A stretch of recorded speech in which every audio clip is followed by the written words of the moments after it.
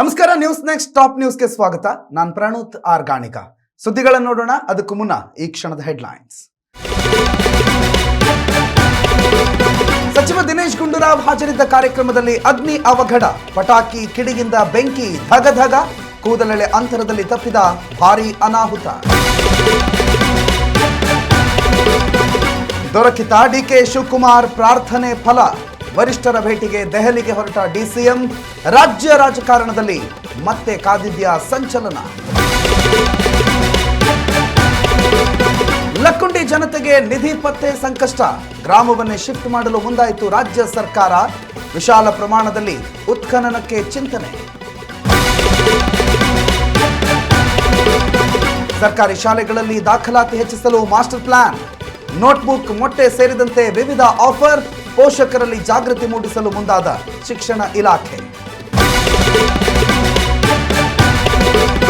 ಬಂಗಾಳ ಕೊಲ್ಲಿಯಲ್ಲಿ ವಾಯುಭಾರ ಕುಸಿತ, ಕಾಫಿನಾಡ್ನಲ್ಲಿ ಇಂದು ವರುಣನ ಆಗಮನ, ಕರಾವಳಿಯಲ್ಲಿ ಶುಷ್ಕ ಹವೆ ಮುನ್ಸೂಚನೆ.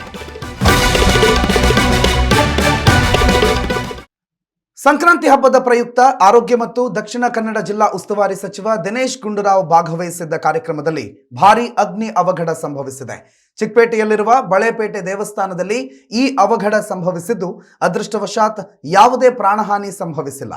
ಸಂಕ್ರಾಂತಿ ಹಬ್ಬದ ಹಿನ್ನೆಲೆಯಲ್ಲಿ ಸಂಪೂರ್ಣ ದೇಗುಲವನ್ನ ಹೂವು, ಹುಲ್ಲು ಹಾಗೂ ಬ್ಯಾನರ್ನಿಂದ ಸಿಂಗರಿಸಲಾಗಿತ್ತು. ದೇವಾಲಯದಲ್ಲಿ ವಿಶೇಷ ಪೂಜೆಯನ್ನ ಏರ್ಪಡಿಸಲಾಗಿತ್ತು. ಸಂಜೆ 7 ಗಂಟೆ ಸುಮಾರಿಗೆ ಭಕ್ತಾದಿಗಳು ಪಟಾಕಿ ಸಿಡಿಸಿದ್ದು, ಅಗ್ನಿಯ ಕಿಡಿ ತೋರಣಕ್ಕೆ ತಾಗಿದ ಪರಿಣಾಮ ಬೆಂಕಿ ಹೊತ್ಕೊಂಡಿದೆ. ದೇವರ ದರ್ಶನಕ್ಕೆ ಅಂತ ಸರತಿ ಸಾಲಲ್ಲಿ ನಿಂತಿದ್ದ ಭಕ್ತಾದಿಗಳು ಕೂಡಲೇ ಬೆಂಕಿ ನಂದಿಸೋದಕ್ಕೆ ಧಾವಿಸಿದ್ದಾರೆ.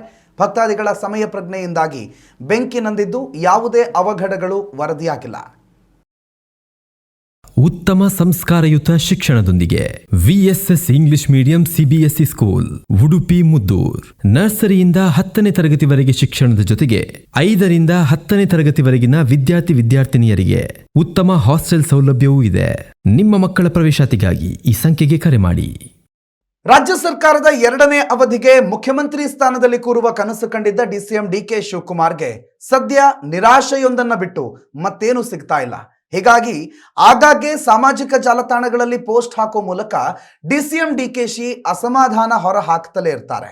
ಕೆಲವು ದಿನಗಳ ಹಿಂದೆಯಷ್ಟೇ ಪ್ರಯತ್ನ ವಿಫಲವಾದರೂ ಪ್ರಾರ್ಥನೆ ವಿಫಲವಾಗಲ್ಲ ಅಂತ ಪೋಸ್ಟ್ ಹಾಕಿದ್ರು. ಇದೀಗ ಈ ಬೆನ್ನಲ್ಲೇ ಎಲ್ಲ ನಾಯಕರ ಭೇಟಿಗೆ ಡಿಕೆಶಿ ಇಂದು ದೆಹಲಿಗೆ ಪ್ರಯಾಣ ಬೆಳೆಸ್ತಿದ್ದಾರೆ. ಅಸ್ಸಾಂ ವಿಧಾನಸಭಾ ಚುನಾವಣೆಯ ವೀಕ್ಷಕರಾಗಿ ನೇಮಕಗೊಂಡಿರುವ ಡಿಕೆಶಿ ಈ ಸಂಬಂಧದ ಚರ್ಚೆಗಾಗಿ ದೆಹಲಿಗೆ ಭೇಟಿ ನೀಡ್ತಾ ಇರೋದಾಗಿ ಹೇಳಿಕೆ ನೀಡಿದರು. ಸದಾಶಿವನಗರದಲ್ಲಿರುವ ತಮ್ಮ ನಿವಾಸದಲ್ಲಿ ಈ ವಿಚಾರವಾಗಿ ಮಾತನಾಡಿದ ಅವರು, ಚುನಾವಣಾ ಸಂಬಂಧ ಚರ್ಚೆಗಾಗಿ ದೆಹಲಿಗೆ ಪ್ರಯಾಣ ಬೆಳೆಸ್ತಾ ಇರುವೆ. ಮೊನ್ನೆ ಕೂಡ ಮೈಸೂರಿನಲ್ಲಿ ರಾಹುಲ್ ಗಾಂಧಿ ಅವರನ್ನ ಭೇಟಿ ಮಾಡಲಾಗಿತ್ತು. ಅವರು ನಮ್ಮ ನಾಯಕರು, ನಮ್ಮ ಭೇಟಿ ಹೊಸತೇನಲ್ಲ. ಭೇಟಿಯ ಸಂದರ್ಭದಲ್ಲಿ ಯಾವೆಲ್ಲ ವಿಚಾರಗಳನ್ನು ಚರ್ಚಿಸಿದ್ವಿ ಅಂತ ಸಾರ್ವಜನಿಕ ವಲಯದಲ್ಲಿ ಹೇಳಲು ಸಾಧ್ಯವಿಲ್ಲ ಅಂತಂದಿದ್ದಾರೆ. ಇದೇ ವೇಳೆ ಪ್ರಯತ್ನ ವಿಫಲವಾದರೂ ಪ್ರಾರ್ಥನೆ ವಿಫಲವಾಗದು ಅನ್ನುವ ತಮ್ಮ ಪೋಸ್ಟ್ ಬಗ್ಗೆಯೂ ಕೂಡ ಸಮರ್ಥನೆ ಕೊಟ್ಟ ಅವರು, ಇದಕ್ಕೆ ಬೇರೆ ವ್ಯಾಖ್ಯಾನವನ್ನು ಕಲ್ಪಿಸಬೇಡಿ, ನಾನು ಮೇಕೆದಾಟು ಯೋಜನೆ ಕುರಿತಂತೆ ವ್ಯಕ್ತಪಡಿಸಿರುವ ಅಭಿಪ್ರಾಯ ಇದು ಅಂತ ಹೇಳಿದ್ದಾರೆ. ಗದಗ ಜಿಲ್ಲೆಯ ಐತಿಹಾಸಿಕ ಲಕ್ಕುಂಡಿ ಗ್ರಾಮದಲ್ಲಿ ನಿಧಿ ಪತ್ತೆಯಾದ ವಿಚಾರ ಎಲ್ಲರಿಗೂ ತಿಳಿದಿರೋ ವಿಷಯ.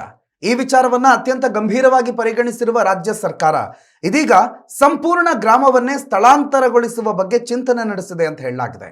ಈ ಸಂಬಂಧ ಗದಗ ಜಿಲ್ಲಾ ಉಸ್ತುವಾರಿ ಸಚಿವ ಎಚ್.ಕೆ. ಪಾಟೀಲ್ ಮಾಹಿತಿ ನೀಡಿದ್ದು, ಉತ್ಖನನ ಕಾರ್ಯಕ್ಕೆ ಯಾವುದೇ ಅಡ್ಡಿ ಬರಬಾರದು ಅನ್ನುವ ದೃಷ್ಟಿಯಿಂದ ಸಂಪೂರ್ಣ ಗ್ರಾಮವನ್ನೇ ಸ್ಥಳಾಂತರಿಸಲು ಯೋಚಿಸುತ್ತಿದ್ದೇವೆ ಅಂತ ಹೇಳಿದ್ದಾರೆ.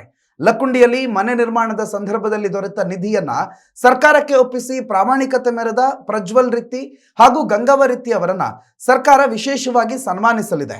ಈ ಕುಟುಂಬಕ್ಕೆ ಸರ್ಕಾರಿ ಉದ್ಯೋಗ ಹಾಗೂ ಮನೆ ನಿರ್ಮಾಣಕ್ಕೆ ಸರ್ಕಾರವೇ ನಿವೇಶನವನ್ನ ಒದಗಿಸಲಿದೆ.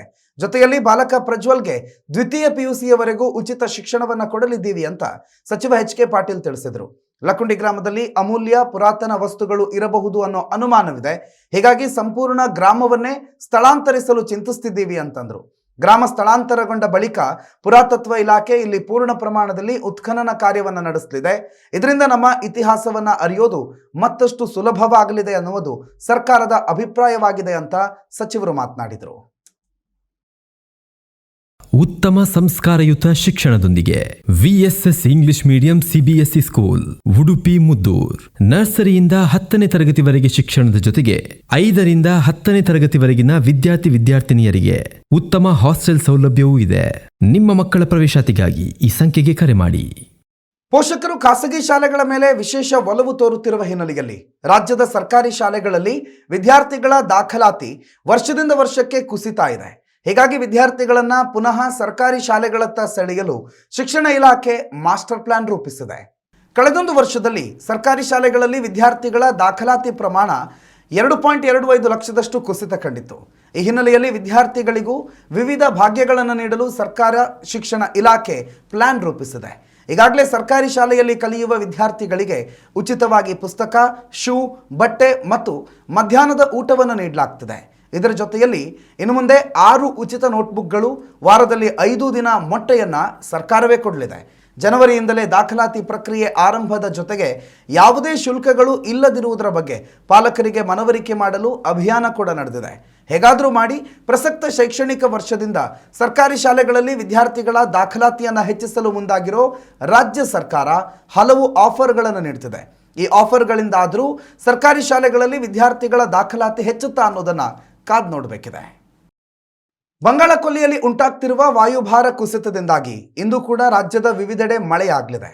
ಅದರಲ್ಲೂ ವಿಶೇಷವಾಗಿ ಚಿಕ್ಕಮಗಳೂರಿನಲ್ಲಿ ಇವತ್ತು ವರುಣನ ಆರ್ಭಟ ಹೆಚ್ಚಿರಲಿದೆ ಅಂತ ಭಾರತೀಯ ಹವಾಮಾನ ಇಲಾಖೆ ತಿಳಿಸಿದ್ದು, ಕಾಫಿ ಬೆಳೆಗಾರರು ತಲೆ ಕೆಡಿಸಿಕೊಂಡಿದ್ದಾರೆ. ಕರ್ನಾಟಕದ ಕರಾವಳಿ, ಉತ್ತರ ಒಳನಾಡು ಮತ್ತು ದಕ್ಷಿಣ ಒಳನಾಡು ಪ್ರದೇಶಗಳಲ್ಲಿ ಶುಷ್ಕ ಹವಾಮಾನ ಉಂಟಾಗೋ ಸಾಧ್ಯತೆ ಇದೆ. ಬೀದರ್ನಲ್ಲಿ ಮತ್ತೆ ಅತಿ ಕಡಿಮೆ ತಾಪಮಾನ ದಾಖಲಾಗಿದ್ದು 15.6 ಡಿಗ್ರಿ ಸೆಲ್ಸಿಯಸ್ ವರದಿಯಾಗಿದೆ. ರಾತ್ರಿ ವೇಳೆ ಬೀದರ್ನಲ್ಲಿ ಕೊರೆಯುವ ಚಳಿ ಇರಲಿದೆ ಎನ್ನಲಾಗಿದೆ. ರಾಜ್ಯ ರಾಜಧಾನಿ ಬೆಂಗಳೂರಿನಲ್ಲಿ ಮಂಜು ಕವಿದ ವಾತಾವರಣ ಮುಂದುವರೆದಿದೆ. ಕನಿಷ್ಠ ತಾಪಮಾನ 17 ಡಿಗ್ರಿ ಸೆಲ್ಸಿಯಸ್, ಗರಿಷ್ಠ ತಾಪಮಾನ 27 ಡಿಗ್ರಿ ಸೆಲ್ಸಿಯಸ್ ಆಗುವ ನಿರೀಕ್ಷೆ ಇದೆ ಅಂತ ಭಾರತೀಯ ಹವಾಮಾನ ಇಲಾಖೆ ತಿಳಿಸಿದೆ. ಇವಿಷ್ಟು ಈ ಕ್ಷಣದ ಟಾಪ್ ನ್ಯೂಸ್. ನೋಡ್ತಾ ಇರಿ ನ್ಯೂಸ್ ನೆಕ್ಸ್ಟ್. ಇದು ವರ್ತಮಾನದ ಕೈಗನ್ನಡಿ. ಉತ್ತಮ ಸಂಸ್ಕಾರಯುತ ಶಿಕ್ಷಣದೊಂದಿಗೆ VSS English medium CBSE school Udupi Muddur. ನರ್ಸರಿಯಿಂದ 10ನೇ ತರಗತಿವರೆಗೆ ಶಿಕ್ಷಣದ ಜೊತೆಗೆ 5ರಿಂದ 10ನೇ ತರಗತಿವರೆಗಿನ ವಿದ್ಯಾರ್ಥಿನಿಯರಿಗೆ ಉತ್ತಮ ಹಾಸ್ಟೆಲ್ ಸೌಲಭ್ಯವೂ ಇದೆ. ನಿಮ್ಮ ಮಕ್ಕಳ ಪ್ರವೇಶಾತಿಗಾಗಿ ಈ ಸಂಖ್ಯೆಗೆ ಕರೆ ಮಾಡಿ.